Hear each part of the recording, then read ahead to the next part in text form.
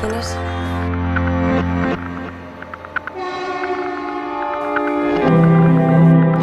Me acordé.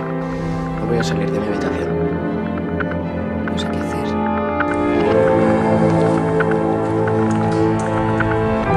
Te echaba de menos.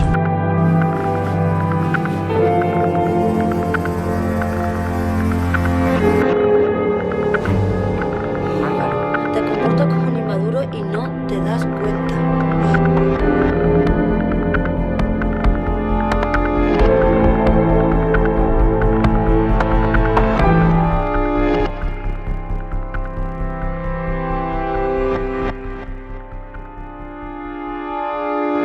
Un director tiene que ser consciente de que no es nada sin sus actores y actrices.